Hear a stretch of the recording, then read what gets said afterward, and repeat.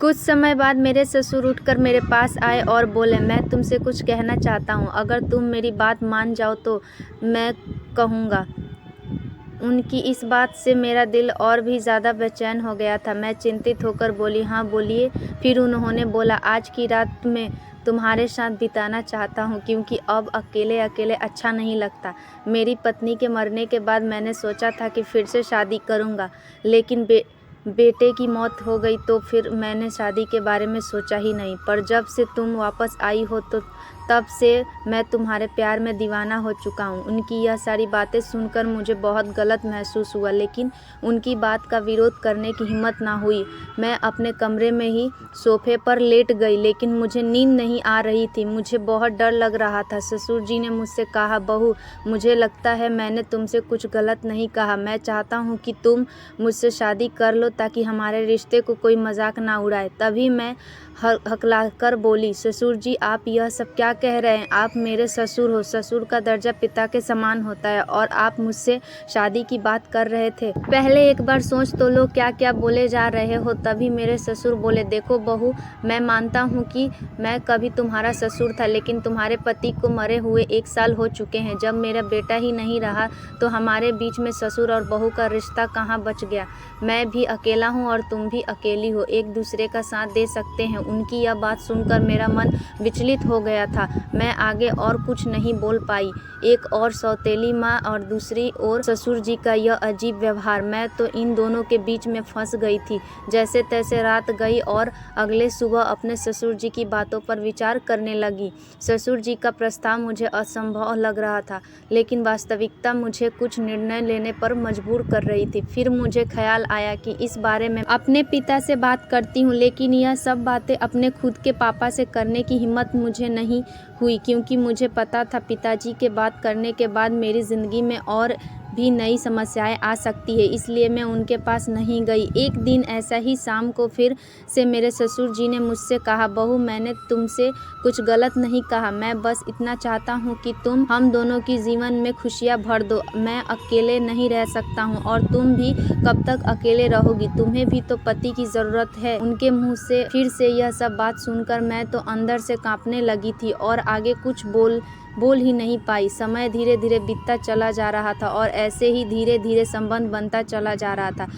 पति की मौत के बाद मैंने सोचा था कि अब मैं इस दुनिया में बिल्कुल अकेली हो गई हूँ, लेकिन मेरे ससुर जी ने मेरे प्रति जो भावनाएं जाहिर की थी, उन्होंने मेरे जीवन को एक नई दिशा में मोड़ दिया। उनके शब्दों से मुझे भीतर तक झकझोर कर रख दिया था। जब भी मैं सोने जाती तो उनकी बातें मुझे परेशान करती थी। वह कहते थे कि मेरे साथ रहने से उन्हें अपने अकेलापन का एहसास नहीं होता है और वह चाहते थे कि हम दोनों एक नई ज़िंदगी की शुरुआत करें।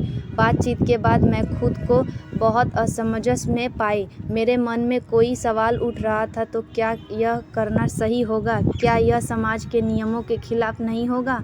लोग क्या कहेंगे कि पति के मरने के बाद अपने ससुर से शादी कर ली? लेकिन कहीं न कहीं मेरे दिल में यह बात भी थी कि शायद सच में मेरे ससुर अकेलेपन से जूझ रहे हैं। मैंने बहुत सोच विचार करने के बाद उनसे बात करने का फैसला किया। एक रात मैं ससुर जी के दरवाजे की कुंडी खटखटाया। उन्होंने दरवाज़ा खोला और मुझसे देखकर थोड़ा हैरान हुई। मैं उनके कमरे में गई और बोली, ससुर जी, मैं आपसे एक बहुत ज़रूरी बात करना चाहती हूँ। उन्होंने मुझसे बैठने के लिए बोला और बड़ी गंभीरता से पूछा, क्या हुआ है बहू, तुम इतनी रात को आई हो? मैं हकलाते हुए बोली, ससुर जी, मैं आपसे प्रस्ताव के बारे में बहुत सोचा है।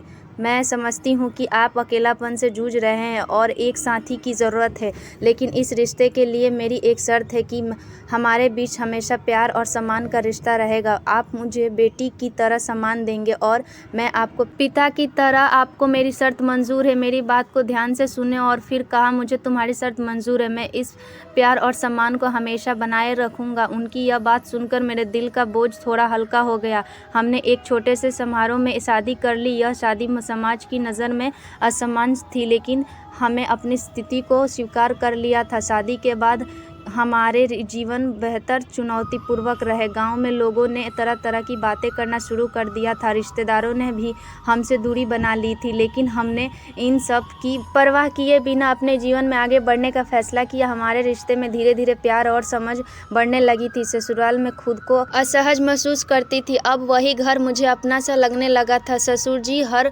संभव प्रयास करते थे कि जिससे मैं खुश रहूं। उन्होंने मेरी हर छोटी बड़ी तबीयत का ख्याल रखा था और मेरी सारी ख्वाहिश पूरा करते थे। वह हर दिन मेरे लिए कुछ न कुछ खास करने की कोशिश करते थे। कभी मेरे मनपसंद खाने की चीज़ें लाते थे तो कभी मेरे लिए नए नए कपड़े लाते थे।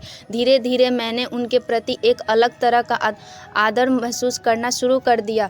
हम दोनों ने मिलकर एक नई ज़िंदगी की शुरुआत कर दी। ससुर जी अब मेरे जीवन का एक महत्वपूर्ण हिस्सा बन चुके थे और अब हमारे बीच का रिश्ता सिर्फ ससुर और बहू का नहीं रहा, बल्कि अब हम दो जिस्म और एक जान हो चुके थे।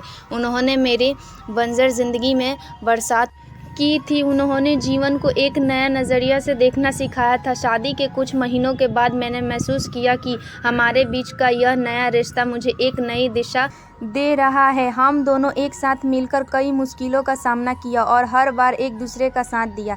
ससुर जी के साथ मेरी इस नए रिश्ते ने मुझे जीवन के कई नए पहलू दिखाए। उन्होंने मुझे यह एहसास दिलवाया कि जीवन में अगर साथ ही सही हो तो कोई भी मुश्किल इतनी बड़ी नहीं होती उसने पार ना किया जा सके। समाज में भी हमें बहुत खरी खोटी सुनाई जाती है, पर हमें किसी की बात पर गौर नहीं किया। हमारे रिश्ते में धीरे धीरे एक नया तरह का प्यार और सम्मान को भरने लगा। उसके साथ बिताए हर पल मुझे कुछ नया सिखाया और मुझे एहसास हुआ कि कभी कभी जीवन में हमें ऐसे मोड़ लाता है जहां हमें अपने फैसले पर पुनः विचार करना पड़ता है। आज मैं अपने ससुर जी के साथ एक नई ज़िंदगी जी रही हूं और हमारे बीच का प्यार और सम्मान पहले से भी अधिक मजबूत हो गया है। मेरे ज़िंदगी के सबसे महत्वपूर्ण इंसान बन चुके थे। दोस्तों, कमेंट करके ज़रूर बताएं कि आपको यह कहानी कैसी लगी। अगर आपको यह कहानी पसंद आई तो इसे लाइक करें और अपने दोस्तों के साथ भी शेयर करें। आगे की ऐसी ही रोमांचक कहानियों के लिए हमारे चैनल को सब्सक्राइब करें और बेल आइकन दबाना ना भूलें।